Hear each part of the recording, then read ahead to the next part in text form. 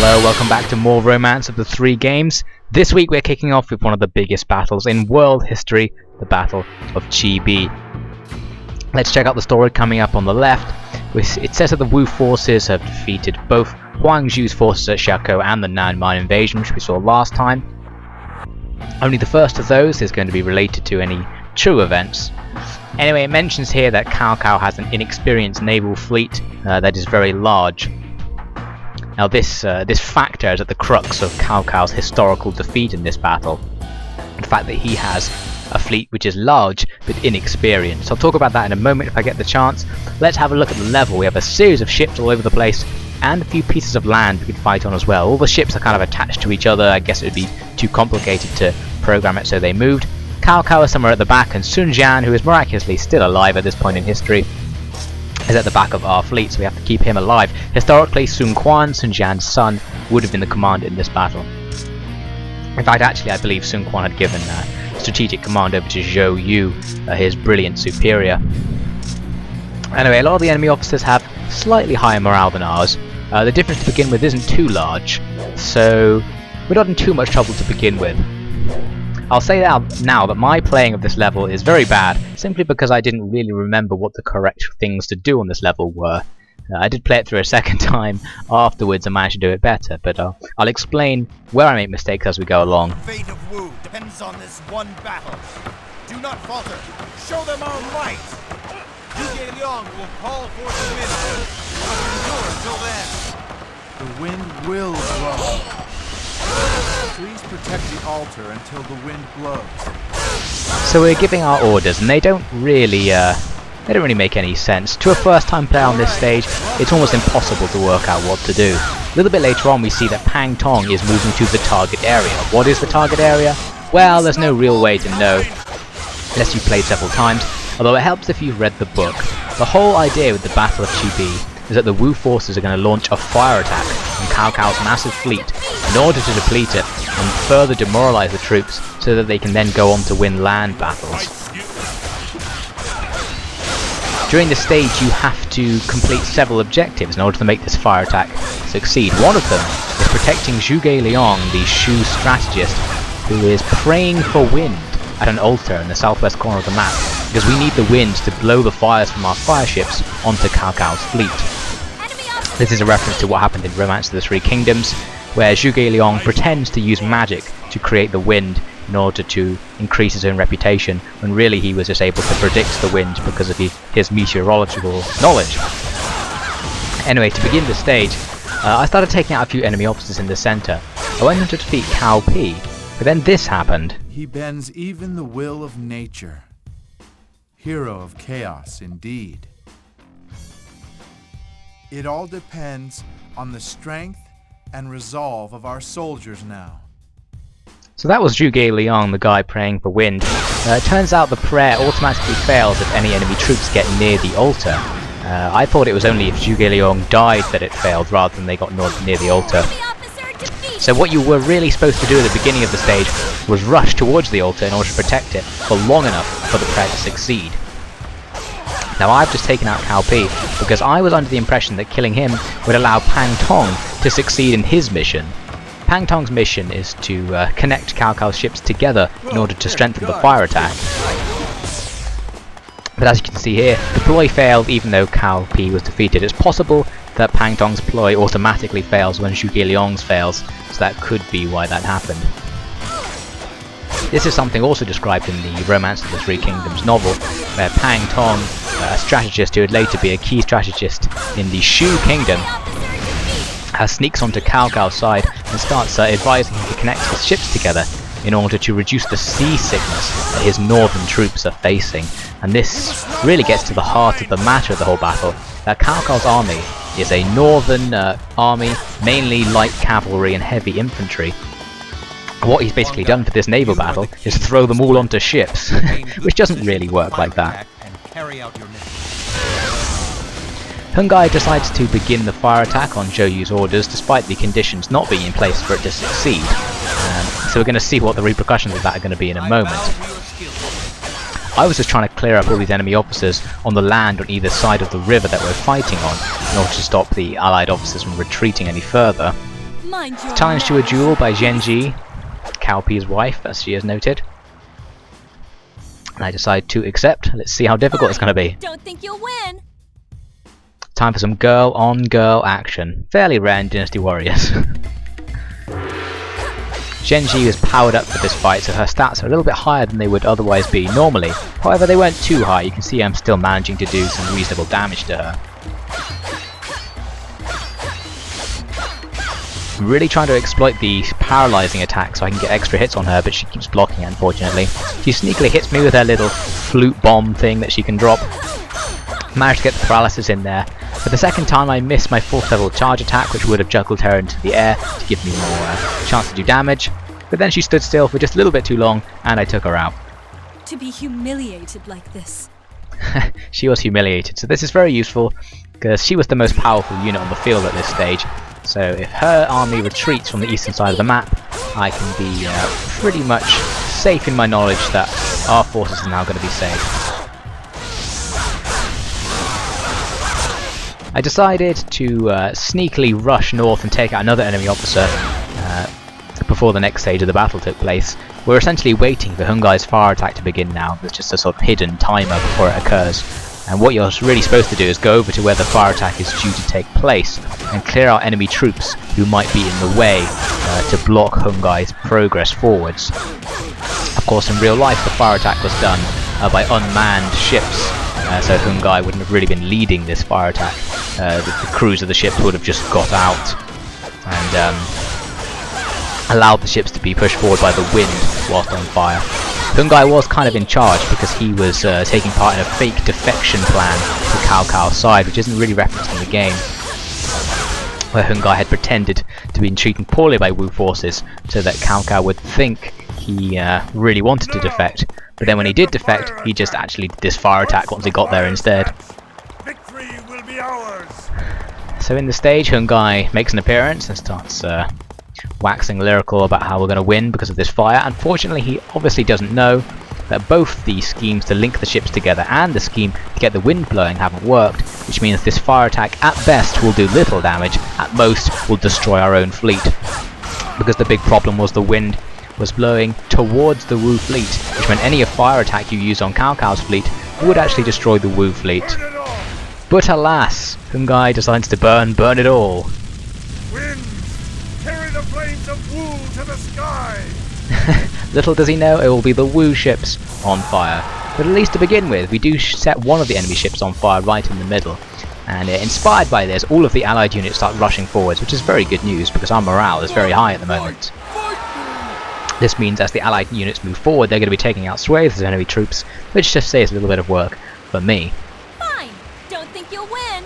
So now we're having a duel with Xu, one of the more redonkulously portrayed characters in the game. He was one of Cao Cao's top generals and bodyguards, who for some reason in the Dynasty Warriors franchise is portrayed as this kind of fat, stupid guy. I don't really know, I guess they were just trying to have a mix of different personalities and just decided to throw a completely insane one in for the mix. Luckily his stats were not too bad, much lower than Zhenji's. However, as you can see just there, he's able to somehow restore his health by just standing there, which doesn't help me out. So now I've got limited time, got 15 seconds to finish him off, let's see if I can do it. Luckily my attack's doing massive damage, and there we go, took him down. That's another enemy officer dispatched. Oh no, I'm lost. And he's slightly annoyed about that. So now all of the enemy officers that posed a real threat are off the field, so victory has now become inevitable. We now have massive numerical superiority and a huge morale superiority as well. Plus, because the fire attack has begun, we can see here, Cao Cao loses overall morale, allied forces gain morale, and they gain morale again. So the morale balance really goes in our favour, it's actually outrageous. Kind of strange actually, because supposedly Cao Cao's army was supposed to be massive, Wu's quite small, so it's strange that we've managed to outnumber them with barely any effort put in. All of the allied units you can see on the map are piling on the east side of the map into Cao Cao's flagship, whilst I came up the west side in order to defeat the last truly powerful enemy commander, which was Kai Mao. Kai Mao was one of the leaders of Cao Cao's fleet historically, I believe it was him and one other officer who was a former officer of Liu Biao, who had surrendered to Cao Cao very recently when Cao Cao captured all of Liu Biao's territory in Jing province. That was also one of the big problems with Cao Cao's army, was that a lot of it, at least about a third of it, was made up of Liu Biao's former troops. They had no loyalty to Cao Cao, and they had no particular desire to be involved in this Cao Cao's unification campaign. That's something to mention. If Cao Cao had won this battle, he would have pretty much unified China, because this represented his last efforts to conquer the areas of China that were not so important. The Southlands weren't considered to be important, however they were considered to be part of Han Dynasty territory, and he was trying to unify all of the Han Dynasty territory under himself, basically. So he would have come very close to success. All he would have had to do after this battle is move on to capture the western territories, which probably would have surrendered to him anyway at this stage. So it was unfortunate for him that he made grave errors in putting faith in his numerically superior but relatively untrained and poorly motivated army to win the battle against the combined Shu and Wu forces, who really were much more suited to the job, particularly in terms of their immunities. Because this battle was taking place in the south area of China, which is pretty much tropical, the people from this area originally were already immune to all of the various tropical diseases going around at the time. However, Cao Cao's forces were from hundreds of miles to the north and lacked this immunity, which meant they were suffering from sort of endemic diseases going through their camps, particularly in their vanguard unit.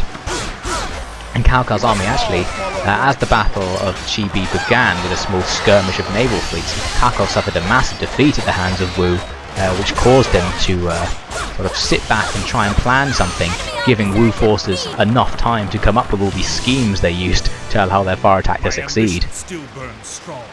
If he'd managed to win in the initial skirmish, his fleet could have just ploughed in before the Wu fleet could even prepare, and perhaps things would have been different. So the battle was won with the defeat of Cao Cao himself on the flagship. He fought to the end, so I guess that's honourable of him, you could say. Let's see the replay. My strategy of rushing forward and taking out the enemy officers turned out not to be too good, as I said, because Zhuge Liang disappears off the map and this ruined the plan. You can see I basically now jump around the map, assassinating enemy officers in order to make sure the morale balance is still for our side. Hungai appears and the fire attack begins, and this basically pushes our morale up loads, as you can see on the left hand side of the screen, and now it's just a matter of annihilating the last couple of units. Our entire army, except Sun Shang himself, ends up fighting on the flagship at the end, so it was a nice unifying experience for the officers of Wu, having a nice party, celebrating our victory in style by standing on a burning boat. Never a good idea, but they seem to love it. Anyway, we've got a ton of experience, get up to rank 2, not really significant what my rank is anymore anyway, and my weapons level up to the next level. Pretty cool. However, I am going to change character for the next level, for the next act in fact, because it's getting a little bit too easy playing as Sun Shang Xiang, so we'll see what happens. My bodyguards also reached level 20, they're now as good as they can be. We unlocked new character Lu Shun and here Gan Ning. Very exciting, tons of stuff unlocked after that battle. We'll have a look at it next time, because now it's Extreme Mode Mission 10. Now in Extreme Mode, every 5 missions you have to do a special level.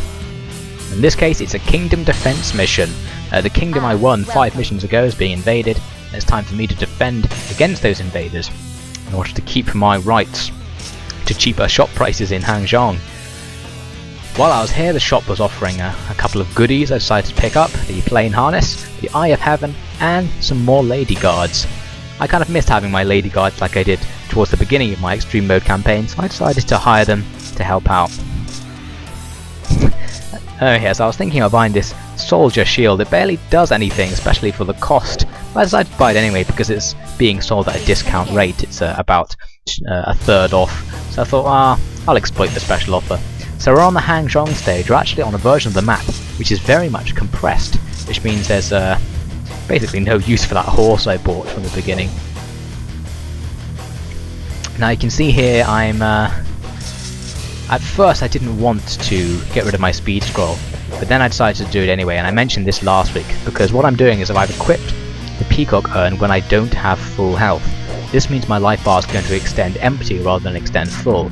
So essentially now I'm going to be on half health. I'm still going to have the same absolute amount of health, but if I'd managed to equip it whilst my health was already full, I would have gained, I don't know, 100 to 150 extra life points, which would have saved me finding a whole bunch of meat buns. Letting you live isn't a very good idea.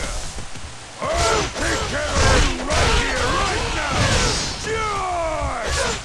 So Meng Huo wants to take care of me. The idea in these stages is that you have a bunch of allied officers around the map, and that any of your personal followers will go to try and protect them. And I believe it's automatically coded so that if you don't go and help out your followers, both they and the allied officers they're trying to protect will be defeated. So you do ideally have to go and help them out. And of course, as ever, I'm going to be going around smashing pots. Because the map isn't so big, that means there aren't going to be many pots on the map, so the chance of me getting health is a little bit lower, which is unfortunate. We'll see whether I manage to get any later on. First I moved up to support the first officer who was in trouble. It was Sun Shang Xiang, who was fighting with this Nanman officer, who is it there? Dilai Dongzhu, sorry. I know it's Dilai Dongzhu. Anyway, he's going to go down pretty easy. As you can see, his health is just dropping. Oh, he's only a subordinate officer of Meng Huo, that's why. Actually, that's a good point. Most of the officers on this stage are subordinate officers of Meng Huo, rather than their own units. And I was expecting lots of enemy reinforcement units to show up, because only Meng Huo's unit was on the field. I thought, well, this isn't a very impressive invasion if he just came with no army. But this isn't going to happen. I don't know whether it would have happened if I had waited long enough. But in fact, it is just Meng Huo and his subordinates hanging around that I really have to worry about. So I was moving up towards the enemy main camp. I found another officer here, decided to take him out. I think Meng Huo is around me somewhere in the background getting distracted. Luckily it gave me enough time to take this guy out. Every time I kill one of these subordinate officers, Meng Huo's unit morale is going to be dropping, which means it's going to become basically inevitable that all of my allied officers will survive. Oh, and look at this, a supply unit with valuable items appeared. So let's see if I can go and find those supplies, give you the special item. I've actually taken a couple of hits so far, you might have noticed. Both times it was from privates, which means I'm not going to lose much health. Oh god, I spoke too soon, now Meng Huo is whipping me with these giant wolf claw hand things he has. So after taking out that little stick of archers, the supply captain runs up. I tried to go for him, but Meng Huo stuns me by belly flopping on me. I dodge his attacks and go back to fighting the supply captain in order to get this sweet item. Trying to make sure Meng Huo doesn't hit me in the process. A little bit difficult, but possible. And there's the item. It's flashing red to mean it's extra special. So we'll see what that item is after the stage. Hopefully it's going to be something extremely useful. Who knows? Now all that was really left was fighting Meng Huo. The stage almost seemed to be over already. Meng Huo uses his announce skill. This is something I haven't actually used at all so far in any of my Dynasty Warriors 4 campaigns. You can press, I think it's R3, and your character will do a special animation called the announce, which stuns nearby enemy troops. Now the only reason I've never used it is I don't know what button on the keyboard R3 is. And I keep forgetting to experiment and find out, because when I played Dynasty Warriors when I was younger, I never used the announce, so I'm not really used to using it. Oh, and look, I found a meat bun, very useful. I was getting worried that Meng Huo had actually taken off a little bit of my health, and I thought, well, I can't end the stage without making a profit in health. That would be just annoying. Although, as soon as I go back to Meng Huo, look at this, he hits me and then hits me again with his Musu while on the horse. So I'm not actually sure if I'm going to make a health profit in this stage. It's pretty much break even so far. So all that's left is the final battle with Meng Huo. Oh, but he hits me with his Musu. Oh, I lost a whole ton of health there. I think if I am correct, I think I have made a loss of health on this stage, in fact. You can correct me if I'm wrong, but if I vaguely remember how full my life bar was at the beginning, it has gone down a little. Anyway, it's not so bad, because these special battles that happen every 5 stages are meant to be a little bit harder. So you're kind of meant to lose a bit of health these times. It's a shame though, because this particular stage was actually so easy. I probably could have done it without losing any health. There's only a couple of enemy officers and I cleared the whole stage in about 5 minutes. We get a ton of bonus points because all the allied officers survive, which is awesome, and because this stage has a massive exchange rate, I'm basically going to become suddenly very rich as a result of this victory. So perhaps I can afford to buy a meat bun next time. I've got way more money than I need. Oh look, it's the bodyguard manual. What a useless special item. Now you can't use bodyguards in extreme mode, so this special item I got was the most useless possible item I could have got. How annoying. One upside was I got a weapon level up, so I guess that's nice. Now look at this, I got over 12,000 gold, so I've increased my total wealth by 50%. Now I am super money rich. We'll see if I buy anything fun next time. For now we're moving back into Empires mode to see what policy I'm going to pick. We've got restoring troops and getting money, pretty standard.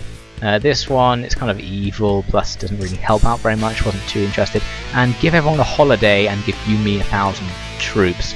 Wasn't massively interested in this, even though giving people a holiday could be nice. So I just go for Yanmei's policy because it's just nice and practical. We got loads of troops and a little bit of money. We can see I really needed the troops there actually, so it's pretty useful. And I got 2,700 gold, which means after the next battle I might even have enough money to hire an officer. We'll find out. The target for this week is the Empire of Cao Cao. I can attack straight at his capital in Xu Chang, so I can take all 3 of his territories at once, very useful. Gonna take the standard sort of army setup. I'm leaving Meng Huo behind just because of his poor track record. He's the only officer in my army who's been defeated thus far. The map was kind of interesting. It gives you lots of opportunities for strategically catching the enemy out of supply, as we'll see in this battle. I wanted to take an item in order to help out because this could be a more difficult stage, because every time you defeat an enemy empire, all of the other empires automatically get stronger. So because we've removed quite a lot of empires from the game so far, the enemy troops are going to have these quite large stat modifiers, so I'm going to start having to be more and more careful. Both sides start with high morale, so it's going to be a high stakes game from the beginning. However, I noticed that Zhou Yu's unit is in a very precarious position, so I'm going to have the ability to remove Zhou Yu from the field straight away if I'm careful. All I had to do was move north and capture the enemy base beside Zhou Yu, and Zhou Yu was already so deep in our territory that he automatically gets out of supply when I capture this base. This means if I can rush back and defeat him fast enough, he will be permanently defeated rather than having a chance to retreat and respawn later in the stage. Let's see if I can get there soon enough. You can see on the minimap there are little bits of ground to the blue, and Zhou Yu just runs out of the blue piece of ground, meaning he is just a few yards away from the area he needs to be in order to be permanently defeated. Thus I knew I needed to hit him backwards using my attacks, and I believe now he is in the danger zone. So if I defeat him where he is now, he's going to be in trouble. He freezes up because I'm using the Ice Orb, and then I absolutely destroy him and many of his troops using my Musu. And there he goes. So Zhou Yu has been permanently defeated. This is an excellent start to the map. One of their best officers has been removed from the very beginning. All I have to do now is move up on the enemy castle of Xu Chang. I noticed one of the enemy officers was rushing out of the castle, it's Mi Fang, on his own with no troops in fact, which is an interesting decision from him. So I rushed out to fight with him, as he obviously wanted to do some sort of dueling tactic if he's here on his own. Turns out he had no strength to his name whatsoever, and there he goes. Oh no, he survived. Oh, Yumi almost killstole me there. He rushed in, slashed at Mi Fang, trying to steal that kill from me and take his head, but unfortunately he just about failed. So now I'm going to sneak around to take out another enemy base. However, it was around this time I heard that enemy reinforcements were approaching the battlefield. They were due to spawn in inside one of my own supply bases in the middle of the map. And this means they're going to be spawning in an area that's out of supply for them. Which means if I defeat them where they spawn in, they're going to be defeated permanently. Yumi says he's struggling, fighting his way into Xu Chang castle. I kind of knew that was a lie, so I just ignored it. I think Yumi is trying to sort of pretend he's not doing very well in order to make it less embarrassing for me when he inevitably does better than me in the level. So I decided not to fall for his ploy and to just let him fight on. So we have Shahudun here. I need to keep him inside this little supply depot in order for him to be permanently defeated when he dies. So he almost escaped there, yes, but you can see I've managed to knock him back in, and now he's in big trouble as Yanmei does her stuff. And smashes him into the ground. All units! That's the first one, but there was another enemy reinforcement officer, I think it was Kai Mao out there. So I need to see if I can hit him into this fortress as well, in order to permanently defeat him. What's the matter? Do I scare you? Such foolish talk. Mi Fang's taunt failed on Zhang Ba. Very good work from Zhang Ba there. I was proud of him not responding to this, well, not particularly threatening taunt of, "Do I scare you?" I'm glad that he had the intelligence not to fall for that trick. So here's Kai Mao. I need to somehow get him inside the base. Annoyingly, he's freezing. I had to wait for him to unfreeze so I could hit him again, because he won't move when I hit him if he's frozen. Getting him a little closer to the door now. Come on. Oh, he's almost dead. This is a shame. Accidentally triggered my Musu, and then the game kind of started glitching up a little bit. Oh god, go. Ended up killing Kai Mao in the wrong spot. However, it turned out that he still retreated permanently anyway. Not 100% sure why that was. I think the area in which they retreat permanently must extend slightly further than the purely blue zone, perhaps slightly into the light blue zone which you have nearby your controlled areas. Both Yumi and Wen Shou capture bases whilst I'm trying to capture an enemy base, and Cao Cao himself comes out onto the field. In a matter of a few seconds, we basically captured 3 bases once I've killed this archer. So the battle has very rapidly turned in our favour, and now all we have to do is converge on the enemy commander Cao Cao in the middle. Here he is, he rides up on his horse. I used my Musu to try and hit him off, but managed to miss. Cao Cao is quite a strong opponent. I think it's just because he is the ruler of an enemy force, and the rulers get disproportionate stat increasing bonuses as the turns go on in Empire's mode. So it becomes harder and harder to do basically what I'm cheekily doing now, where you storm into an enemy empire, kill the ruler, and thus have the whole empire come into your territory with only one battle fought. So perhaps in the future I won't be able to do that, and I'll actually have to weaken the enemy empires by taking out some of their satellite territories first, because this does reduce the amount of stat increasing bonuses the enemy troops will be getting. Cao Cao's health is going down so damn slow. I'm really womping on him. I've almost hit him out of Xu Chang castle onto the open field.